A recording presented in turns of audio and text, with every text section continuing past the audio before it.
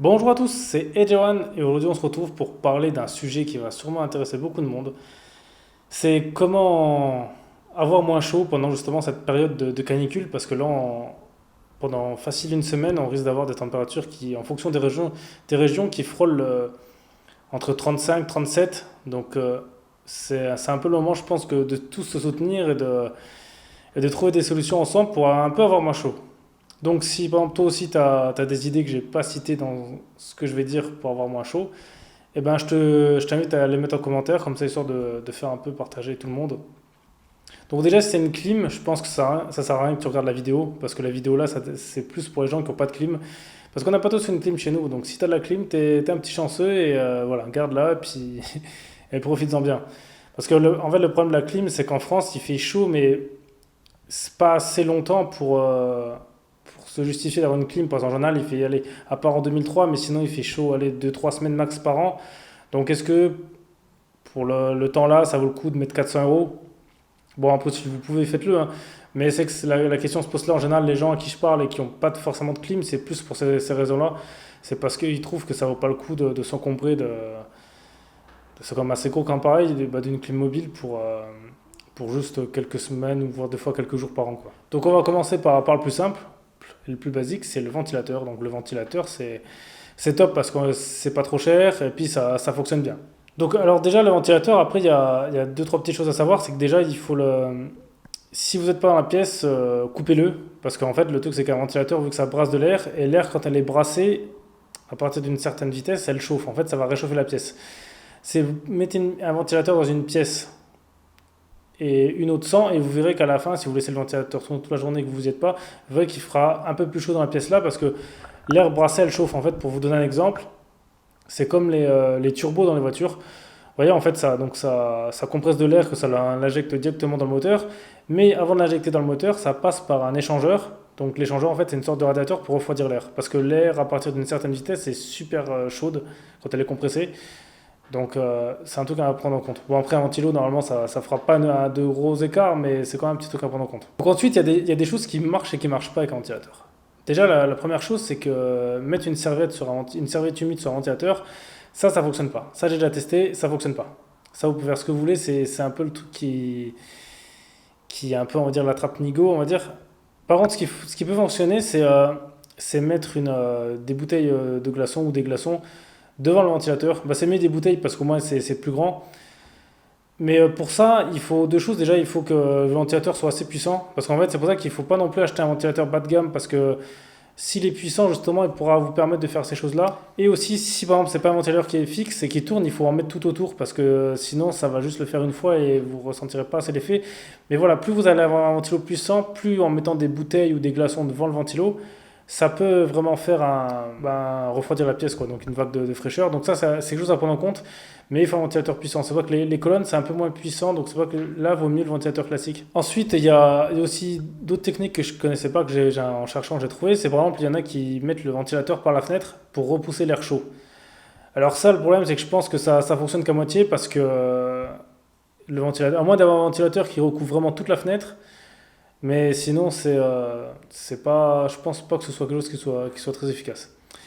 Aussi, il y a d'autres gens qui conseillent de mettre par exemple des draps humides devant la fenêtre et qu'avec la nuit, qu'avec le vent, ça humidifie la pièce. Mais ça aussi, c'est un truc que je déconseille parce que l'humidifier trop, après, ça va augmenter aussi la température. Ça va augmenter la température de la pièce parce que l'humidité, c'est quand même pas quelque chose qui est bon. Par exemple, dans les pays chauds, genre la Malaisie, compliqué à supporter, c'est parce qu'il y a beaucoup d'humidité, donc il fait lourd, on a l'impression d'étouffer. Donc bon, là, on n'arrivera peut-être pas au niveau là, mais l'humidité, il faut quand même éviter. Ensuite, la technique de créer des courants d'air. Alors ça a un effet négatif en fait. Ce qui est bien, c'est que si on reste dans le courant d'air, c'est bon. Mais le problème, c'est que ça fait rentrer la chaleur aussi. C'est-à-dire que quand il n'y a pas le courant d'air, il fera plus chaud qu'ailleurs. Donc si vous voulez faire ça, faites ça dans une pièce qui est peut-être un peu isolée, qui ne va pas partout. Ça peut être parce que sinon, ça peut être aussi à double tranchant. Ensuite aussi, ce qui est aussi utile, c'est d'ouvrir les fenêtres la nuit. Voilà, ouvrez en grand. Et c'est là aussi que le ventilateur peut être utile parce qu'en été, il y a souvent des insectes et le ventilateur, justement, peut repousser les moustiques. Donc si vous le mettez orienté vers vous à fond ou du côté des fenêtres, là, ça peut être utile. Comme ça, les insectes sont repoussés et puis vous pourrez dormir tranquille. Parce qu'en été, au moins, vu qu'en été, il y a souvent des moustiques, si on peut éviter de se faire piquer, je pense que c'est pas plus mal. Ensuite, il faut aussi changer son alimentation, donc il faut manger tout ce qui est crudité. Ce sera mieux que de s'amuser à manger des choses chaudes parce que pour l'organisme, c'est compliqué.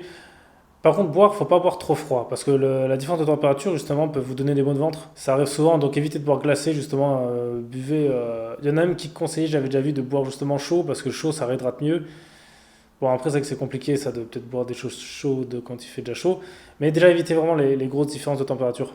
Parce que ça peut vous faire un choc et l'estomac en général il aime pas et vous risquerez de finir aux toilettes malheureusement. Ensuite, allez peut-être dans des magasins climatisés. Ça peut être aussi pas mal pour se refroidir la journée. Par exemple, il y a les magasins grand frais qui sont pas mal parce que il fait frais mais pas assez, mais c'est pas non plus comme un Picard. Donc ça va, franchement c'est les magasins où il fait vraiment bon de se rafraîchir. Parce que si vraiment vous restez chez vous, vous n'avez pas la clim, et vous restez tout le temps sans clim, sans rien, ça peut être compliqué. Ou alors allez dans votre voiture si vous avez la clim, mettez-la avec ça vous refroidira un petit peu, parce qu'il faut quand même se refroidir dans la journée, parce qu'après le cœur quand même, il est en activité plus quand il fait chaud, et il faut un peu le laisser reposer, surtout si vous êtes sensible ou fragile. Je crois que les personnes sensibles à la chaleur c'est plus celles qui doivent faire attention. Aussi les salles de sport, il y a aussi ça qui entre en jeu. Si vous n'avez pas la clim dans votre salle, n'y allez pas. Moi la mienne je l'ai pas, donc ou alors allez-y dès le matin. Mais vu que je l'ai pas, je vais pas aller quand il fait 35-36. Hein, je veux dire, si c'est pour crever de chaud et au final presque rien faire à part transpirer, je pense que ça va pas le coup. Et puis c'est pas pour une séance ou deux, ou même une semaine que vous allez louper que ça va tout changer votre corps. Donc au pire, allez le matin, mais voilà, vous amusez pas à vous tuer à la tâche parce que même les sportifs pros le font pas ça. À part ceux qui doivent s'entraîner pour des conditions spécifiques, mais ils le font même pas. Donc vous embêtez pas à aller à la salle. Si c'est pour y aller, pour rien faire, ça sert pas à grand chose. Et il y a aussi le petit conseil, alors que certains, j'ai vu que ça marchait, c'est la journée, mettez vos draps ou votre oreiller dans le frigo. Comme ça, la nuit sera. Alors, ça va pas vous tenir toute la nuit, mais ça peut vous rafraîchir quand même pas mal. Donc, en tout cas, vous aider à vous endormir, parce que c'est le plus dur, en fait, c'est de s'endormir. Après, quand on commence à s'endormir, c'est bon. Mais testez ça. Ça a l'air marrant dit comme ça, mais les draps et l'oreiller dans le frigo, c'est un truc qui peut fonctionner. Ou alors, si vous avez du carrelage, si vous voulez dormir dessus, parce que les animaux, en général, se mettent sur. Observez les animaux pendant la chaleur, c'est ça qui est aussi intéressant, voir ce qu'ils font. Si vous en avez chez vous, regardez où ils se mettent et vous verrez que c'est là où il fait le plus frais. Parce que souvent, ils se mettent sur le carrelage, et c'est vrai que si on s'allonge sur le carrelage, bon, bah, c'est que on fait rien, mais ça peut être pas mal. Et aussi, par exemple, il y en a qui sont aussi des bains de pieds froids. Il y a aussi ça qui peut fonctionner pour se refroidir. Bon, après, non, évitez aussi, si vous êtes sensible, évitez comme les grosses différences de température. Mais je pense de prendre des douches, allez, peut-être pas froides, mais un peu plus froides, ça fonctionne. Ou alors, sinon, il y a la technique inverse, que j'ai déjà testé, qui marche quelques minutes. C'est vous prenez une douche bien chaude. Et quand vous sortez de la douche, vous verrez qu'il fait frais. Mais là, le problème, c'est que vous allez mettre de la chaleur dans toute votre maison, votre appart. Et en général, c'est à double effet, quoi. Donc c'est ça l'effet négatif, mais sur le coup, ça fonctionne bien. Et aussi, il y a Sony aussi qui ont créé une sorte de petit boîtier pour vous rafraîchir. En fait, ça se met dans un t-shirt, mais en fait, c'est un peu spécial parce qu'en gros, c'est pas une clim portable, c'est un petit boîtier en fait qui envoie des mini-ondes, des mini-chocs électriques dans le corps. Et en fait, en fonction d'où ça les envoie, en fait, ça va faire à notre corps qu'on a l'impression qu'on a une sensation de. Ça va limiter la sensation de chaleur en fait.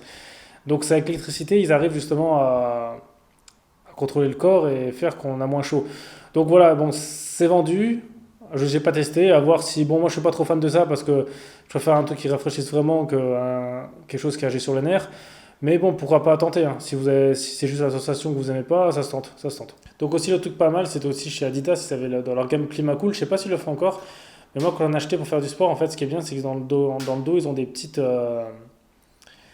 sortes de billes en métal qui font qu'en contact de la peau, bah, ça nous rafraîchit. Donc c'est des petites choses qui faisaient quand même un peu la différence sur le long terme. Donc voilà, je pense que j'ai fait un peu le tour de tout ce qu'il y a à faire. Et puis aussi, ouais, aérer la nuit et puis fermer les volets la journée, hein. Je veux dire, même si vous vivez dans le noir, tant pis, mais c'est la journée que toute la chaleur rentre, en espérant que chez vous soit bien isolé. Et voilà, je pense que j'ai fait un peu tout le tour de ce qu'il y a à faire. Après, justement, si j'ai oublié des choses, dites-le moi dans les commentaires. Mais je pense qu'on va dire que c'est un peu la base pour essayer d'avoir moins chaud si vous n'avez pas de clim. Donc on récapitule.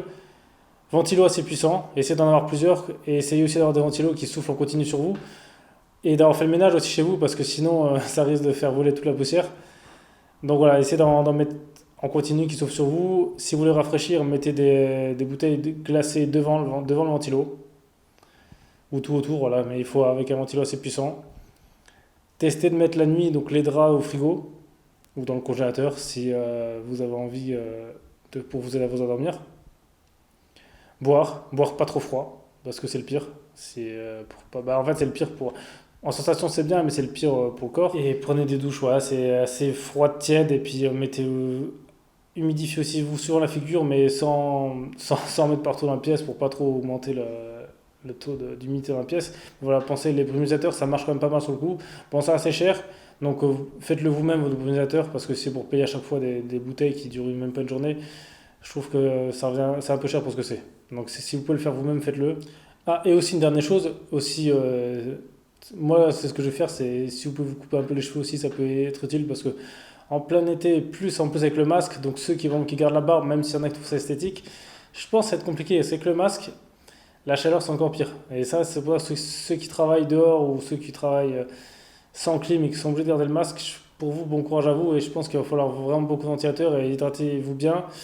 Parce que là, avec le masque, on ne peut pas faire grand-chose parce qu'on ne peut pas le mouiller. Après, il est plus efficace. Il y a plein de choses avec qui étaient assez compliquées. Donc le masque, c'est un peu le problème, la problématique parce que là, il vous restera que les ventilos. Et puis, si vous pouvez faire des pauses, essayer d'aller aux toilettes, tout ça pour l'enlever, le retirer, pour respirer un peu, parce que là, je pense que ça va être compliqué. Et puis, éviter les masques en tissu parce qu'ils sont trop épais et ça va être encore pire pour respirer et puis pour avoir moins chaud.